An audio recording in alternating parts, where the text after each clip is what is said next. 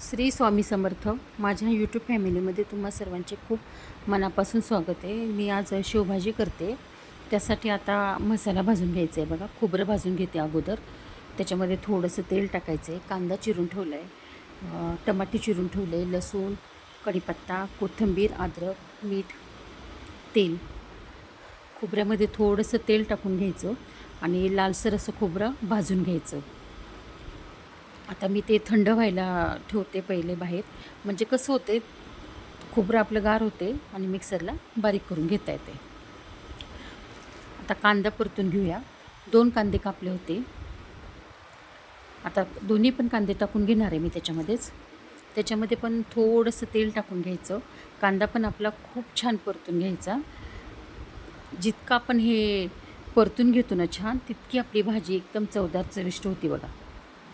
आता हे कांदा चांगला परतायचा.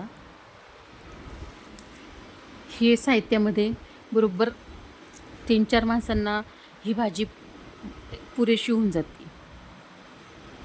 ह्या साहित्यामध्ये 2 टमाटे घेतले होते, ते पण त्याच्यामध्ये परतून घेते. कांदा चांगला परतला होता. आता टमाटे टाकले 2. चांगला परतून घ्यायचा टमाटा पण. त्याच्यामध्ये थोडेसे जिरे टाकून घेतले आणि लसूण टाकून घ्यायचा. थोडंसं अद्रक पण टाकून घ्यायचं. आता हे सगळं एकदा चांगलं परतून घेऊ आपण तेलावर. सगळं चांगलं परतायचं. आता याला थंड करायला ठेवते. तोपर्यंत खोबरं बारीक करून घेते. हे खोबरं मिक्सरला बारीक करून घ्यायचं अगोदर आणि मग हे टाकायचं, म्हणजे छान बारीक होतं बघा आपलं. आता याच्यामध्येच मी कांदा, टमाटर, लसूण, अद्रक आणि कोथिंबीर आणि चवीपुरतं थोडंसं मीठ घालून हे बारीक वाटून घ्यायचं. असं बारीक वाटून घेतलं आहे. आता शेवभाजीसाठी मी पाणी ठेवलं आहे गरम करायला. थंड पाणी नाही टाकायचं शेवभाजीला कधीच. पाणी गरम करायला ठेवायचं आहे. तोपर्यंत मसाला काढून घेतला आहे. लाल तिखट, मसाला, धनपूड आणि हळद. कढईत फोडणीसाठी तेल घातलं आहे. आता जिरं मोहरी घालून घ्यायचं. जिरं मोहरी झाल्यावर कढीपत्ता टाकायचा त्याच्यामध्ये. 1 कांदा टाकायचा. सेम टू सेम आपली ही भाजी ढाबा स्टाईलच बनते आहे बघा. बाहेरून आणण्याची आता आपल्याला काहीच गरज नाही आहे. एकदम तशीच भाजी बनते, एकदम चवदार, खूप छान भाजी होती. आता कांदा पण आपला चांगला परतून घेऊ. त्याच्यामध्ये मसाला टाकून घेऊया सगळा. आता तो पण तेलात चांगला परतून घ्यायचा. मग आपल्या भाजीला तवंग खूप छान येतो. आता वाटण करून घेतलेलं ते टाकून घ्यायचं. आता याच्यामध्ये सगळं वाटण टाकून घ्यायचं आणि ते पण चांगलं तेलावर आता 7-8 मिनिट तरी आपण परतून घेऊया हे वाटण सगळं.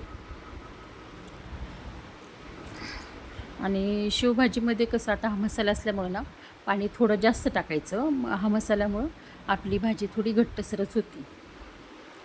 थोडंसं सुरुवातीला पाणी जास्त टाकायचं, नंतर पाणी आटत येतं. मग मसाला हा शिजत येतो तेव्हा. हिंग टाकून घेतलं आहे. पाणी टाकून घ्यायचं गरम केलेलं ते. आपल्याला जेवढी भाजी ठेवणार आहे आपण तेवढी ठेवायची. चवीपुरतं मीठ टाकून घ्यायचं आणि भाजीला चांगली उकळी येऊ द्यायची. आणि शेव आपण जेव्हा जेवण करणार आहे ना तेव्हा त्याच्यामध्ये शेव टाकायची.